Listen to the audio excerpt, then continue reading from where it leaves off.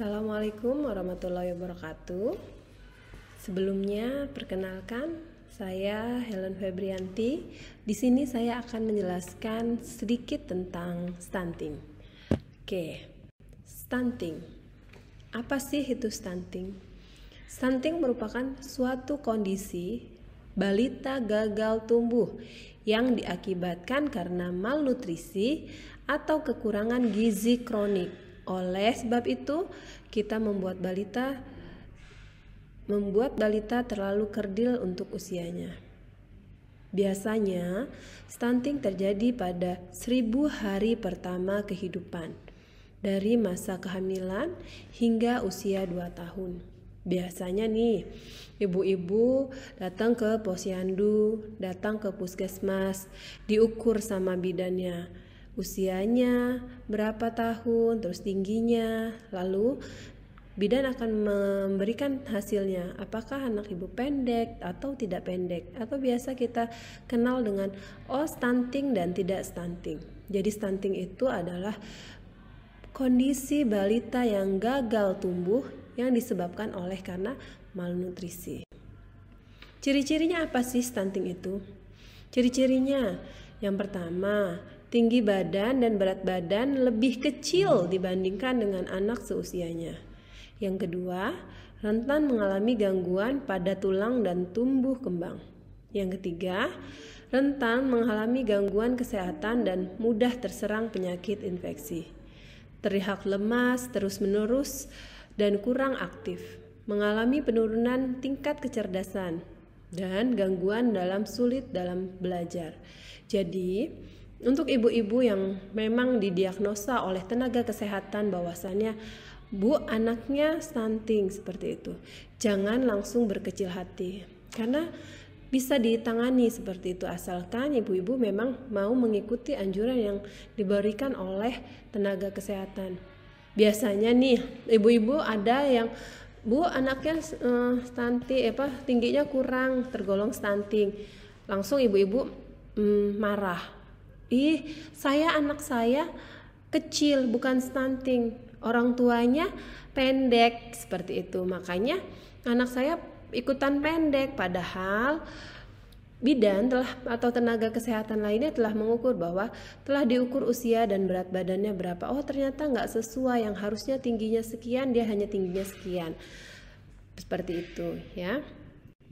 Penyebabnya, ini dapat disebabkan oleh kekurangan gizi kronis, asupan makanan yang tidak mencukupi sejak dalam kandungan. Yang kedua, infeksi berulang, anak sering sakit, terutama diare dan penyakit infeksi lainnya.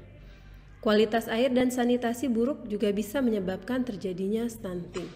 Setelah itu, salah satu faktornya juga kurangnya pengetahuan ibu. Pengetahuan ibu kurang tentang makanan sehat dan kebersihan lingkungan, sehingga ibunya nggak tahu harusnya seperti apa sih supaya mencegah stunting. Dari pengetahuan ibunya pun ternyata bisa menyebabkan anak itu stunting seperti itu. Lalu nih dampaknya, kalau nggak ditangani, udahlah biarin aja anak saya pendek seperti itu, anak saya memang kecil karena orang tuanya pun kecil. Jangan pernah berpikiran seperti itu. Karena dampaknya apa? Dampaknya yaitu yang pertama fisik, kognitif, kesehatan, dan ekonomi. Yaitu anaknya lebih pendek dari teman-temannya. Dari kognitifnya apa? Gangguan perkembangan otaknya terlambat. Sehingga pada saat belajar itu lebih ketinggalan daripada teman-teman lainnya. Itu dampaknya salah satunya. Setelah itu, dalam kesehatannya apa? Resiko lebih tinggi terkena penyakit seperti diabetes, hipertensi, obesitas pada saat dewasa. Jadi dampaknya nggak sekarang, nanti pada saat anak itu dewasa. Karena dulunya kecil, dewasanya bisa menyebabkan penyakit diabetes, hipertensi, dan obesitas. Jadi lama. Makanya sejak dini setelah didiagnosa bahwa terdiagnosa pendek atau stunting, kita harus rajin ke posyandu atau puskesmas terdekat gitu. Lalu apalagi dampaknya? Yaitu menurunnya produktivitas dan daya saing ekonomi akibat masalah kesehatan dan pendidikan.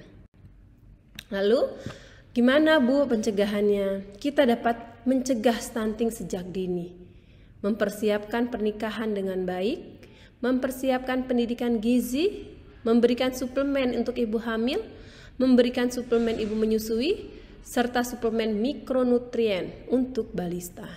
Ya, jadi kita harus memberikan nutrisi, mempersiapkan sejak dini sebelum pernikahan. Mau nikah kita siapkan, setelah itu hamil, menyusui, dan setelah itu menyiapkan untuk balitanya.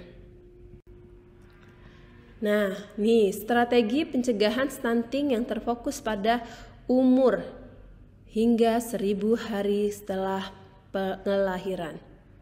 Yang pertama, minum tablet tambah darah 90 tablet. Jadi kalau dikasih bidannya 90 tablet harus dihabiskan, ya. Ibu hamil yang mendapatkan PMT harus dimakan, dihabiskan. Memenuhi kebutuhan gizi ibu hamil. Melakukan persalinan harus ditolong oleh dokter, bidan, atau tenaga kesehatan lainnya. Tidak ditolong oleh dukun, ya. Lalu dilakukan dengan segera IMD. Jadi pada saat ibu-ibu melahirkan langsung anaknya IMD, inisiasi menyusui dini.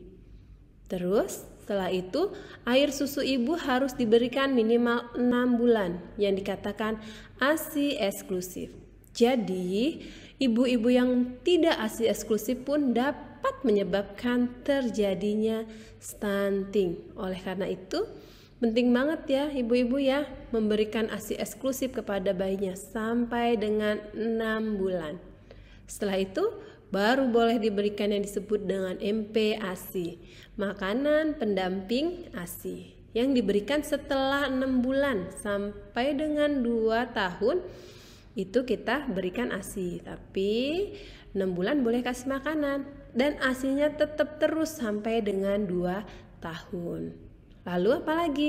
Pemberian imunisasi dasar lengkap dan vitamin A. Melakukan observasi peninjauan tumbuh kembang balita di posyandu boleh, di puskesmas boleh, ya. Setelah itu apa? Penerapan PHBS. Perilaku hidup bersih dan sehat. Nah, jadi sudah harus difahami apa saja sih yang harus dicegah supaya anak-anak kita tidak stunting. Solusinya apa? Solusinya peningkatan asupan gizi ibu dan anak, perbaikan sanitasi dan akses air bersih, serta adanya edukasi atau penyuluhan. Ya, jadi penyuluhan itu penting ya Bu ya. Karena kita nggak tahu, kita nggak ikut penyuluhan, kita nggak datang ke posyandu, ada penyuluhan, ada edukasi, kita nggak tahu bahwa sangat penting itu si pencegahan stunting harus ditangani sejak dini. Ya, oke Bu. Jadi kalau anaknya terdiagnosa stunting, tidak usah aduh anak saya stunting. No, kita harus cegah, ya. Kita harus tangani supaya tidak terjadi stunting. Nah, sebenarnya program pemerintah dalam menangani stunting itu sudah sangat luar biasa ya ibu-ibu ya. Di mana program Indonesia Sehat yang melibatkan puskesmas sudah dilibatkan dalam mengidentifikasi dan memberikan penyuluhan atau edukasi akan resiko yang terjadinya stunting. Selain itu apa?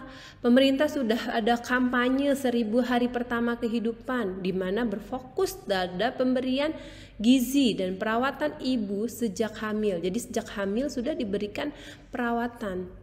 Setelah itu apa? Program gizi untuk anak dan ibu, memberikan makanan tambahan untuk balita yang beresiko stunting.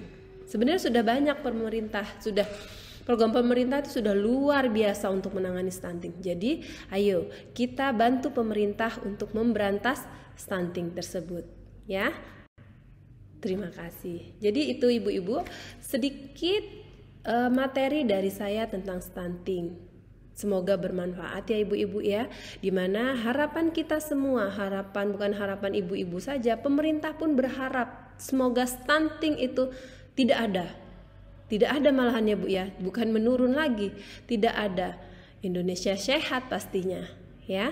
Demikian dari saya. Apabila memang ibu-ibu sudah terdiagnosa stunting anaknya, sekali lagi tetap datang ke posyandu, tetap diperiksakan, datang ke posyandu atau puskesmas untuk melakukan edukasi, mungkin dari pihak tenaga kesehatannya diberikan edukasi, terus setelah itu mendapatkan tambahan makanan untuk si adik bayinya atau balitanya, seperti itu. Jadi tetap semangat ya ibu-ibu, semoga bermanfaat. Saya akhiri, wabillahi taufiq wal hidayah, wassalamualaikum warahmatullahi wabarakatuh.